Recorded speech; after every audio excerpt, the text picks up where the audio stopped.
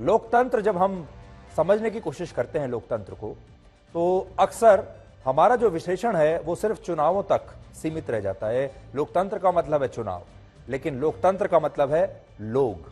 लोग क्या चाहते हैं, लोग किस चीज से जुड़े हुए हैं और लोगों की इस समय दशा क्या है, उनकी मनोदशा क्या है।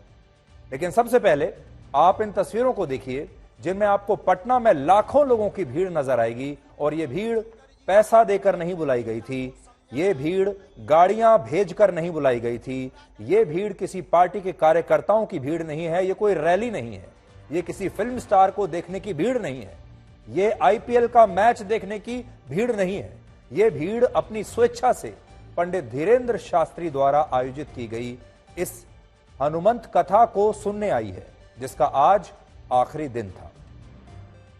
कहा जा रहा है कि बाकी दिनों के मुकाबले आज इस कथा में शामिल होने आए लोगों की भीड़ और भी ज्यादा थी, और यह भीड़ 11 से 12 लाख लोगों की बताई जा रही है। अब आप सोचिए, आज के जमाने में 10 से 12 लाख लोग स्वेच्छा से कहां इकट्ठे हो जाएंगे, किसे देखने के लिए इकट्ठे हो जाएंगे? कोई ना कोई तो एक बहुत बड़ा कारण होना चाहिए जिसकी वजह से 10-12 लाख लोग अपनी मर्जी से इस गर्मी में इकट्ठा हो जाए। बिहार एक ऐसा राज्य है जहां लगभग 82% हिंदू रहते हैं, लेकिन बिहार की जातिगत व्यवस्था इतनी मजबूत है कि बिहार आज भी एक होते हुए भी अलग अलग 300 जातियों में बटा हुआ है। और बिहार में हर जाति और हर वर्ग की अपनी एक राजनीतिक पार्टी है, अपना एक नेता है।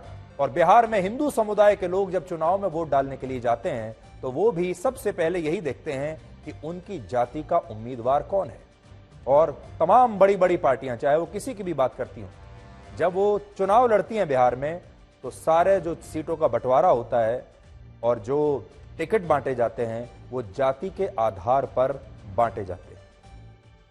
लगभग 11 करोड़ की आबादी वाले बिहार में 16% दलित हैं, 1.3% आदिवासी हैं, लगभग 50% लोग ओबीसी समुदाय से हैं, जिनमें 15% अकेले यादव समुदाय के लोग हैं, जबकि 5% ब्राह्मण हैं, 5% राजपूत हैं और 4% भूमिहार हैं। और बिहार में इस तरह से 82% हिंदू आबादी अलग अलग जातियों में बटी हुई है। ये हैं तो सब कहने को हिंदू, लेकिन इनकी जातियां अलग अलग हैं और ये अपनी अपनी जाति के हिसाब से चलते हैं। ये बिहार का एक कास्ट डिवीजन आपकी स्क्रीन पर है। अब दूसरी तस्वीर देखिए। अब आप पंडित धीरेंद्र शास्त्री के कथा वाचन में आए इन लाखों लोगों को देखिए। क्या आप इनकी जाति को पहचानते हैं? क्या आप बता सकते हैं ये किस वर्ग से हैं? क्या आप बता सकते हैं इनमें से कौन से ओबीसी हैं, किस जाति के हैं, कौन से ऊंची जाति के हैं, कौन से नीची जाति के हैं? क्या आपको लगता है कि ये 10 से 12 लाख लोग किसी एक ही जाति के हैं? आप इस भीड़ में शामिल लोगों की जाति बिल्कुल नहीं बता सकते, क्योंकि इसमें हर जाति के लोग शामिल हैं, हर वर्ग के लोग शामिल हैं। लेकिन आप ये जरूर बता सकते हैं कि इन तमाम लोगों का धर्म एक ही है और वो है हिंदू धर्म। और पटना में आज लाखों लोग जिस पंडाल में बैठे थे वो असल में हिंदुत्व का पंडाल था, यानी इन सब के ऊपर हिंदुत्व की चादर थी, इनके सिर पर हिंदुत्व की चादर थी। और उसी धर्म ने इन्हें एकजुट करके एक साथ 10 से 12 लाख लोगों को यहां तक वो धर्म खींच लाया।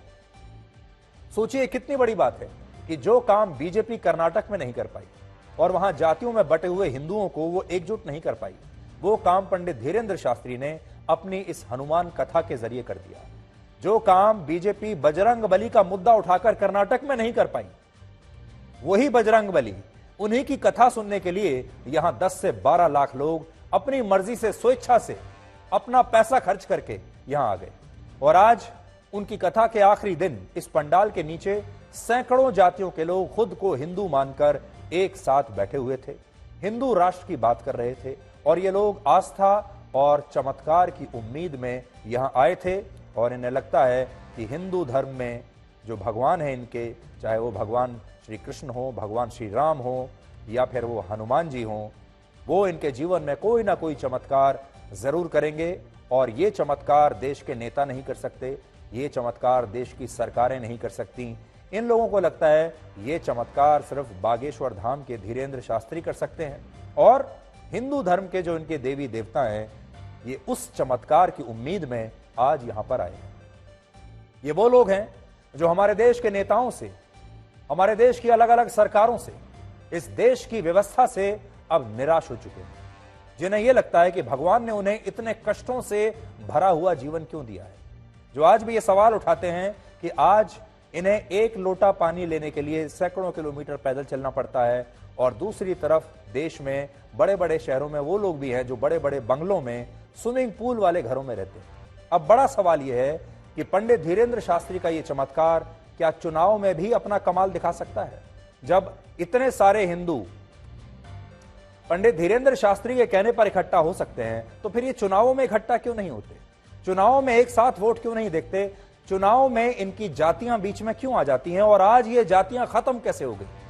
जिस बिहार में 82% आबादी हिंदुओं की है, उस बिहार में वर्ष 2020 के विधानसभा चुनाव में बीजेपी, जो कि हिंदुत्व की बात करती है, हिंदुओं की पार्टी मुख्य तौर पर मानी जाती है, उस बीजेपी को 19.5% वोट मिले थे, जबकि जातियों की सोशल इंजीनियरिंग करने वाली जेडीयू को 15.5% वोट मिले थे, और लालू यादव की आरजेडी को, जो कि यादवों की पार्टी मानी जाती है, पिछड़ों की पार्टी मानी जाती है, उसे भी 23% वोट ही मिले थे। हालांकि बीजेपी और जेडीयू ने तब मिलकर चुनाव लड़ा था, लेकिन यह बात भी सही है कि बीजेपी तो कर्नाटक की तरह बिहार में भी जातियों में बटे हिंदुओं को एकजुट नहीं कर पाई थी। लेकिन पंडित धीरेंद्र शास्त्री ने यह चमत्कार करके दिखा दिया, और अब बीजेपी इस चमत्कार के लिए पंडित धीरेंद्र शास्त्री को बहुत उम्मीदों से देख रही है। आपने देखा होगा उत्तर प्रदेश में भी बीजेपी इसी फॉर्मूले पर काम करती है। उत्तर प्रदेश में बीजेपी जो इतना शानदार प्रदर्शन कर रही है या करती रही है, उसके पीछे एक बहुत बड़ा कारण यह है कि उत्तर प्रदेश के जो हिंदू वोट हैं, हिंदू वोटर जो हैं, वो अपनी जातियों को भुलाकर सिर्फ हिंदुत्व के नाम पर वोट दे रहे हैं, प्रशासन के नाम पर, गवर्नेंस के नाम पर, और योगी के नाम पर और मोदी के नाम पर, इस डबल इंजन के नाम पर वो वोट दे रहे हैं। और उत्तर प्रदेश भी एक जमाने में बिहार की तरह हुआ करता था, जो जातियों में बटा हुआ था, और उन जातियों को तोड़ना किसी भी पार्टी के लिए असंभव सी बात थी। लेकिन बीजेपी ने उत्तर प्रदेश में कर दिखाया, लेकिन कर्नाटक में नहीं कर पाई, बिहार में नहीं कर पाई, और दूसरे बड़े बड़े राज्यों में भी नहीं कर पाई। लेकिन वो काम धीरेंद्र शास्त्री ने कर दिया। अब बड़ी बात यह है, इसका विश्लेषण क्या है? इतने सारे लोग अपनी स्वेच्छा से, इनको कोई पैसे देकर नहीं लाया है, इनके लिए किसी ने गाड़ियां नहीं भेजी कि आपको आना ही होगा, इन्हें बूथ वर्कर्स इनके घर से उठाकर लाकर नहीं लाए हैं, ये किसी पार्टी के कार्यकर्ता भी नहीं है, और ना ही इन्हें और कोई लालच यहां पर आने के लिए दिया गया है। ये सब चमत्कार की उम्मीद में आए हैं। तो इसके पीछे क्या हो सकता है? बहुत सारे लोग कहते हैं ये अंधविश्वास है। एक बार के लिए मान भी लिया जाए कि अंधविश्वास है, लेकिन ये अंधविश्वास कब शुरू होता है? जहां तर्क समाप्त हो जाता है और जहां विश्वास हार मान लेता है, वहां अंधविश्वास शुरू होता है, अगर आप इसे अंधविश्वास मानते हैं। और इन लोगों के साथ बड़ी बात यह है कि जो तर्क है वो अब हार चुका है इन लोगों के जीवन में। इन लोगों ने जिस जिस पर विश्वास किया, उनका वो विश्वास टूट चुका है, इसलिए अब ये लोग यहां आए हैं। भगवान राम और भगवान कृष्ण की शरण में ये सरकार बनाने के लिए नहीं आए हैं, किसी पार्टी को जिताने के लिए नहीं आए हैं, ये अपनी जिंदगी बनाने के लिए आए हैं, अपने जीवन में बदलाव के लिए आए हैं, और एक लॉटरी की तरह हैं यहां, क्योंकि 10 से 12 लाख लोगों को तो सबको मौका नहीं मिलेगा कि वो धीरेंद्र शास्त्री से मिलकर पर्ची ले सकें और उनसे बात कर सकें, लेकिन एक लॉटरी की तरह है। उनमें से कुछ ऐसे लोग होंगे जिनकी लॉटरी निकल आएगी, और धीरेंद्र शास्त्री उनसे उनकी समस्या पूछ लेंगे और फिर उन्हें कहेंगे कि जाओ, आशीर्वाद है और तुम्हारे जीवन में अब सब कुछ सही हो जाएगा। अब हम आपको यह बताते हैं कि कांग्रेस कर्नाटक में अपने ही डबल इंजन के बीच में कैसे फंस गई है, और इनमें एक इंजन का नाम है सिद्धारमैया और दूसरे इंजन का नाम है डीके शिव कुमार, और कांग्रेस हाईकमांड इन दोनों इंजन के बीच में फंस गई है। ये कांग्रेस का डबल इंजन है, लेकिन ये जो डबल इंजन है ये एक दिशा में नहीं जा रहा, ये 2 दिशाओं में जा रहा है, लेकिन दोनों ही मुख्यमंत्री की कुर्सी से अपना दावा हटाने के लिए जरा भी तैयार नहीं है। आज कांग्रेस पार्टी में एक के बाद एक लगातार कई बैठकें दिन भर चलती रही, लेकिन इनमें से किसी भी बैठक का कोई नतीजा नहीं निकला, सारे फॉर्मूले ट्राई कर लिए गए। आज दोपहर तक ऐसी खबरें थी कि सिद्धारमैया ने आखिरी ओवर में शानदार बैटिंग करके कर्नाटक में मुख्यमंत्री बनने का यह मैच जीत लिया है, और कांग्रेस का हाईकमांड भी उन्हें कर्नाटक का अगला मुख्यमंत्री बनाने पर तैयार हो गया है, यानी हाईकमांड की पहली पसंद वही है। लेकिन इस मैच के नतीजों का ऐलान होता उससे पहले ही डीके शिव कुमार ने यह बात स्पष्ट कर दिया कि अगर कर्नाटक का अगला मुख्यमंत्री वो नहीं बने तो वो इस पूरे खेल को बिगाड़ भी सकते हैं। इस विवाद को सुलझाने के लिए आज राहुल गांधी ने भी कई बैठकें की हैं। सबसे पहले सुबह करीब 9:30 बजे राहुल गांधी की मुलाकात पार्टी के नेता भंवर जितेंद्र सिंह से हुई, जिन्हें कर्नाटक का ऑब्जर्वर नियुक्त किया गया था। वो तमाम विधायकों से मिलकर आए थे। इसके बाद राहुल गांधी की मुलाकात पार्टी के वरिष्ठ नेता केसी वेणुगोपाल से हुई, जिन्होंने बाद में सोनिया गांधी से भी मुलाकात की। और सूत्रों से हमें पता चला कि राहुल गांधी और सोनिया गांधी ने सिद्धारमैया को मुख्यमंत्री बनाने पर अपनी सहमति दे दी और डीके शिव कुमार मुख्यमंत्री पद के लिए हाईकमांड की पहली पसंद नहीं है। सुबह करीब 11:30 बजे राहुल गांधी ने सिद्धारमैया से मुलाकात की। इसके बाद डीके शिव कुमार ने भी उनसे मुलाकात की, लेकिन इन तमाम बैठकों के बाद भी अगले मुख्यमंत्री का नाम फाइनल नहीं हो पाया। फोटो जरूर खींची। अब देखिए, फोटो तो बहुत अच्छी है, फोटो में मुस्कुराहट है, दोनों राहुल गांधी और डीके शिव कुमार मुस्कुरा रहे हैं और फूलों का गुलदस्ता भी है, लेकिन सब कुछ इतना मीठा मीठा और इतना सुंदर नहीं है। और ये जो मुस्कुराहट है, इसके पीछे एक दर्द भी है। राहुल गांधी के अलावा मल्लिकार्जुन खड़गे के घर पर बैठकों का दौर आज दिन भर चलता रहा। सबसे पहले कर्नाटक चुनाव में कांग्रेस पार्टी के प्रभारी रणदीप सुरजेवाला ने खड़गे से मुलाकात की। इसके बाद पार्टी के ऑब्जर्वर बनाए गए सुशील कुमार शिंदे ने मल्लिकार्जुन खड़गे से मुलाकात की। उन्होंने भी अपनी रिपोर्ट दे दी। फिर लगातार दूसरे दिन डीके शिव कुमार और मल्लिकार्जुन खड़गे के बीच एक और बैठक हुई जो 2 घंटे तक चली। और सूत्रों से हमें पता चला कि इस बैठक में डीके शिव कुमार से यह कहा गया कि पार्टी 2.5 साल के लिए सिद्धारमैया और उन्हें मुख्यमंत्री बनाने के लिए तैयार है और उन्हें पहले टर्म में उप मुख्यमंत्री बनाया जाएगा। तो पार्टी ने यह फॉर्मूला दे दिया कि भाई अब ये लड़ाई खत्म करो और आप 2.5 साल आप बन जाओ और 2.5 साल आप बन जाओ, यानी इस सत्ता को आधा आधा बांट लो आपस में। पहले सिद्धारमैया को बनने दो और बाद में डीके शिव कुमार बाद के 2.5 साल बन जाएंगे। लेकिन डीके शिव कुमार इसके लिए तैयार नहीं हुए, क्योंकि वो जानते हैं कि जो मौका आज मिल रहा है वो 2.5 साल बाद मिलेगा या नहीं, ये कहा नहीं जा सकता। कल किसने देखा। सूत्रों के मुताबिक डीके शिव कुमार ने कहा है कि जब तक मुख्यमंत्री के नाम का ऐलान नहीं हो जाता तब तक वो दिल्ली छोड़कर अब नहीं जाएंगे। और आज कांग्रेस पार्टी के कई विधायकों के साथ उनकी तस्वीरें भी आई हैं और लगभग 10 विधायक ऐसे थे या 10 से भी ज्यादा जो दिल्ली में कैंप किए हुए हैं और डीके शिव कुमार के साथ जिनकी तस्वीरें आप देख रहे हैं। दूसरा, उन्होंने उप मुख्यमंत्री पद को स्वीकार करने से इनकार कर दिया, कह दिया है कि मैं डिप्टी चीफ मिनिस्टर नहीं बनूंगा और उन्होंने साफ कह दिया है कि मुझे तो मुख्यमंत्री का पद ही चाहिए। और तीसरा, अगर पार्टी 2.5 साल के लिए सिद्धारमैया और उन्हें मुख्यमंत्री बनाती है 2.5 साल के लिए रोटेशन पर, तो पहले 2.5 साल के लिए उन्हें मुख्यमंत्री चुना जाए। तो वो इंतजार करने के लिए बिल्कुल तैयार नहीं है। वो कह रहे हैं अगर 2.5 साल भी बनाना है तो पहले 2.5 साल मैं बनूंगा, सिद्धारमैया अगले 2.5 साल के लिए मुख्यमंत्री बन सकते हैं।